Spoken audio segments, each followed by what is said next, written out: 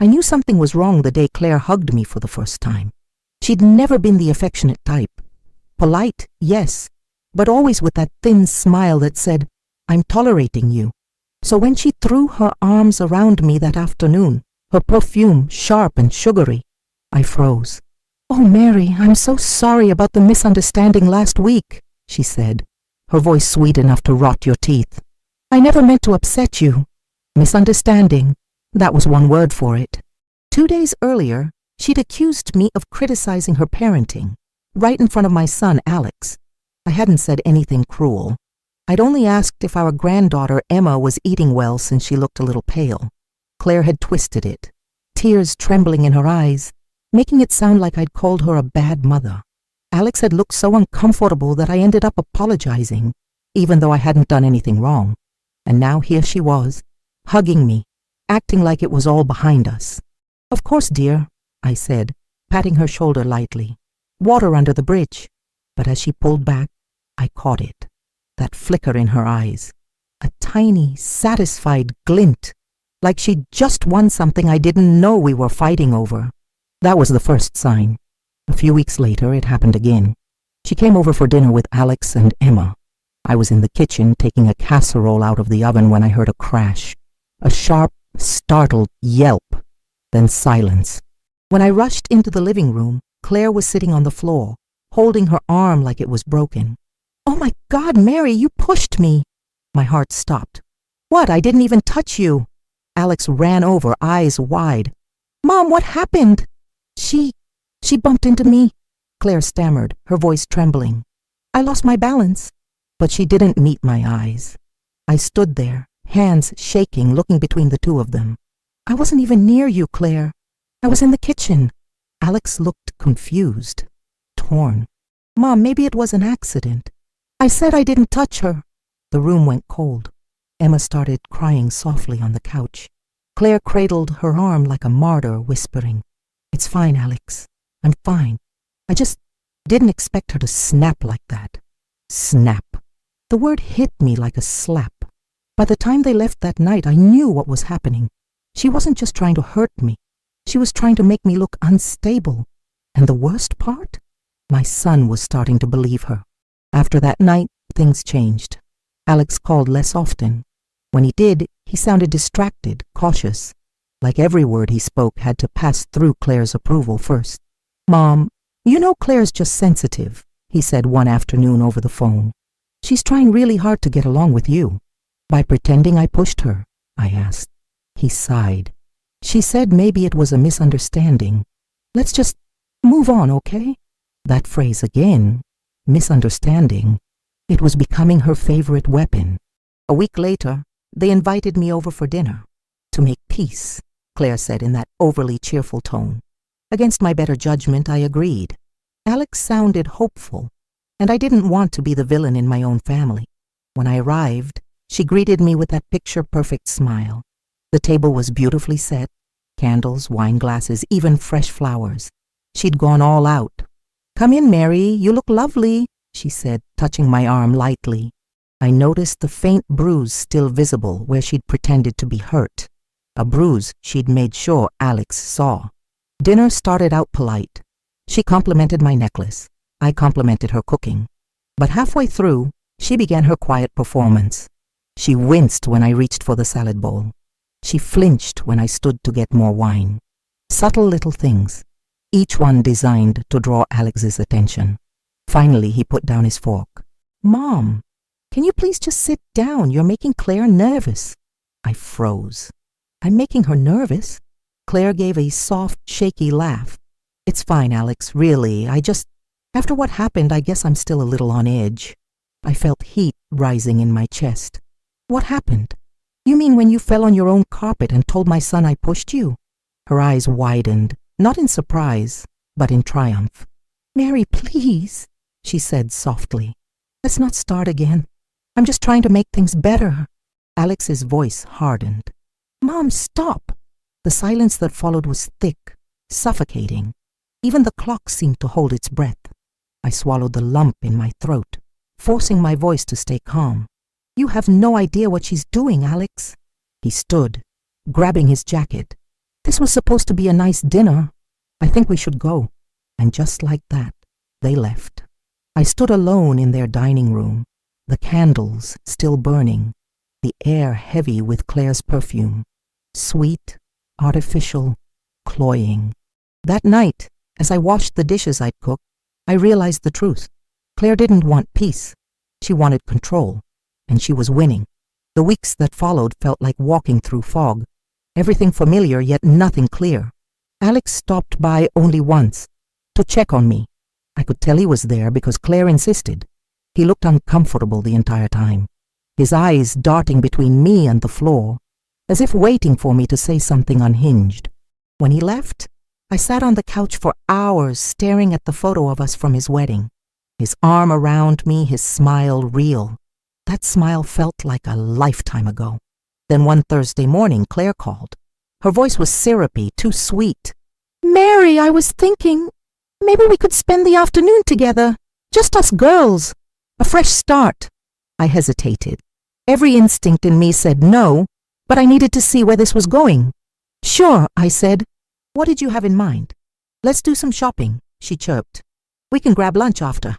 Oh, and I'll drive." When she arrived, she hugged me at the door, her perfume hitting me like a wave. I forced a smile, grabbed my bag, and climbed into her car. At first, everything seemed normal. She chatted about Emma's preschool, about Alex's long hours at work, about how stressful it was managing a household. But her tone had that quiet undertone, the one that dripped with performance. We went to a boutique downtown. I watched her try on scarves and dresses, pretending to include me in every decision. "Do you think this color suits me, Mary?" she'd ask, smiling too brightly. Afterward, she suggested coffee. The cafe was small, cozy, full of chatter. When we sat down, she lowered her voice. "I know things have been tense. I just want Alex to feel like we're family again." I nodded slowly. "That's all I want too." Her eyes softened. "I knew you'd say that." Then she reached across the table, touching my hand lightly, just as a woman behind us turned around. I didn't think much of it at first, until I realized Claire wasn't whispering to me anymore. She was whispering for show. "Please, Mary," she said louder now, trembling just enough for attention. "I don't want to argue in public again." Heads turned. My stomach dropped. "What are you talking about?" I said quietly. She blinked fast, her lip trembling. "You promised you wouldn't yell at me this time." The waitress nearby froze. Two women at the next table exchanged glances. It hit me. She was staging it, making a scene. I leaned in, my voice low and even. "You're unbelievable." Tears welled in her eyes, perfectly timed. "I'm just trying to make peace, Mary." I stood up, fighting the urge to shout. "We're done here." Every eye followed me as I walked out. I could feel their judgment, their pity. To them, I was the angry older woman who just snapped at her sweet, trembling daughter-in-law. When I got home, I collapsed into a chair, shaking. She wasn't just twisting words anymore. She was building a story where I was the villain, and I realized something chilling. If I didn't stop her soon, she'd take my son from me completely. 2 days passed before I heard from Alex. His voice on the phone was clipped, distant, the kind of tone you use when you've already chosen a side. "Mom, Claire told me what happened at the cafe," he said. "She said you yelled at her again, in public." I closed my eyes, forcing the anger back down my throat. "Alex, she staged that. She wanted people to see her cry. You know me. Have I ever caused a scene like that?" He hesitated, just long enough for the silence to hurt. "I don't know what to believe anymore, Mom." There it was, the sentence that cut deeper than anything Claire could ever say. When the call ended, I sat in the quiet kitchen, listening to the rain tapping against the window. My reflection in the glass looked tired, hollow. I wasn't losing my son to another woman. I was losing him to a lie. That night, I decided to start documenting everything. Every call, every visit, every accident. If she wanted to play games, I'd start keeping score. A week later, I got my chance. They stopped by with Emma for Sunday dinner. I kept things pleasant, roast chicken, mashed potatoes, soft music. I even complimented Claire's earrings, pretending the room wasn't thick with tension. Halfway through the meal, Claire sighed loudly, pressing her hand to her chest. "Oh, I think the wine's making me lightheaded." I watched her closely, theatrical as ever. She stood up slowly, taking a few unsteady steps toward the counter. "Maybe I just need some water." Then she stumbled right into the edge of the counter. "Mom!" Alex shouted as she gasped dramatically and grabbed her arm. "Oh no!" she whimpered. "Mary, you didn't have to. I didn't touch you," I said sharply, standing. Her eyes flicked toward Alex, glistening perfectly. "I just didn't expect you to grab me like that." I could feel my pulse pounding in my neck. This was it, her next setup. I reached into my pocket, pretending to grab a napkin. Instead, I pulled out my phone and hit record. "Say that again?" I asked. Calm but cold. Claire froze. "What?" "Say it. You said I grabbed you. I'd like you to repeat that." Her face drained of color. "Mary, why are you recording me?" "Because I'm tired of being painted as a monster." Alex looked between us, confused. "What's going on?" Claire's eyes darted around, searching for a way out. "I don't feel safe when she's like this," she whispered, clutching her arm. But this time, I didn't flinch. "You don't feel safe because you've been caught." The air in the room felt electric, heavy with years of unspoken resentment. For the first time, Alex looked unsure, really unsure. "Claire, did she grab you?" She blinked fast, too fast. "She—" He turned to me, his voice low. "Mom, stop recording, please." I did, but not before I saw it. The flicker of panic in her eyes, because now she knew I wasn't going to play nice anymore. The next week felt like standing at the edge of a storm, quiet, tense, ready to break. Claire didn't call. Alex didn't either. But I knew she was working behind the scenes, trying to twist that dinner into another story that made her look fragile and me look dangerous. I wasn't going to wait for her next move. I called Alex myself. "Come over," I said. "Just you. I need to show you something." He hesitated, then agreed.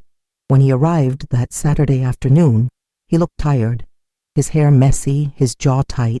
"Mom, if this is about Claire, I really don't want another argument." I handed him my phone. "It's not an argument, just watch." The recording from that dinner played, Claire's voice trembling, her fake stumble, her accusation. And then me, calm, clear, unbroken. When it ended, Alex sat there for a long time, staring at the floor. "She said you lunged at her," he murmured. "Did I?" I asked quietly. He shook his head slowly. "No, you didn't." It was a small victory, but it was enough to make my chest loosen. For once, he wasn't looking at me with doubt. He was thinking. I didn't push. I didn't rant. I just said, "I love you.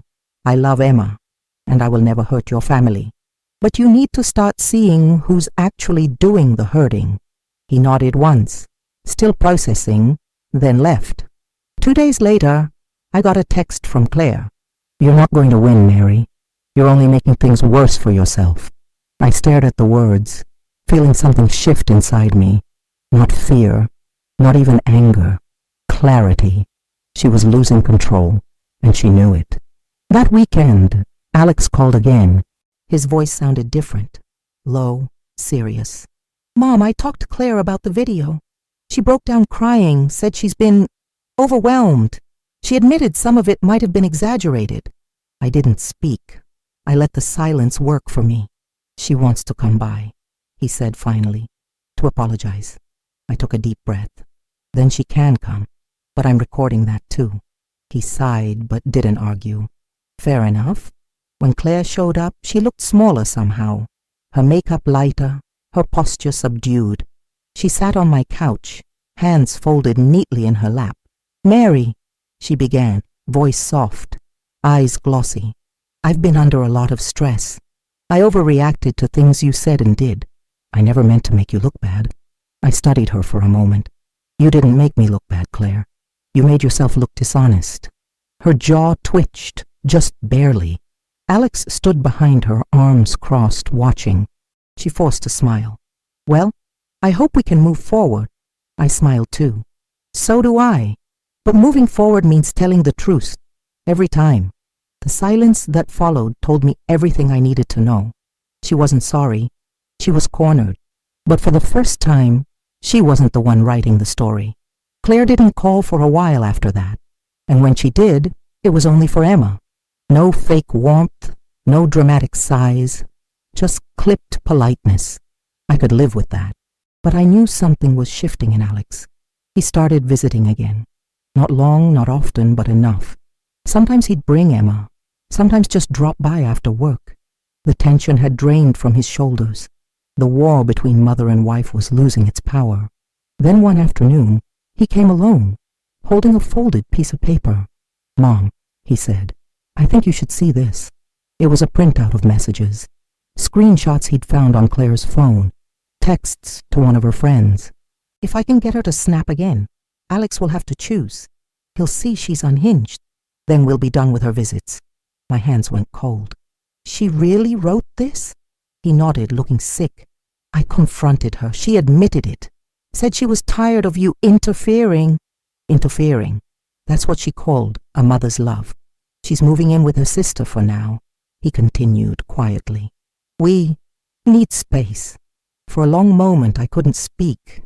I just stared at my son, the same boy whose scraped knees I used to bandage, now a man finally seeing the truth for himself. "Alex," I said softly, "I don't want to say, 'I told you so.' I just want to say I'm proud of you." He smiled faintly. "You should have given up on me." "I never give up on my child," I said. "That's what makes me a mother." He nodded, and for the first time in months, we hugged. No hesitation, no doubt. Just the kind of embrace that felt like home coming back. In the weeks that followed, things settled. Claire kept her distance, though she called sometimes. Polite, measured, careful. Maybe she'd learned that not everyone you can fool will stay fooled forever. One Sunday, as Emma played in the yard and Alex helped me plant tulips by the fence, I felt a quiet peace return. The wind carried the smell of cut grass and soil, the kind of smell that reminds you life keeps growing, even after someone tries to poison it. Alex looked up from the dirt and said, "You know, Mom, you were right about Claire needing help. She's seeing a therapist now." I nodded. "Good. People like her don't always mean to destroy things. They just can't stand not being in control." He smiled a little. "You've always been strong." I looked at my hands, lined, steady, still capable. Strong, maybe, but this time, strength just meant not letting someone else rewrite my story. As the sun dipped behind the trees, Emma ran up with a daisy clutched in her tiny hand. "For you, Grandma." I took it, pressing it gently to my chest. "Thank you, sweetheart," I said, feeling the last bit of anger dissolve into something softer. It's perfect, because finally it was.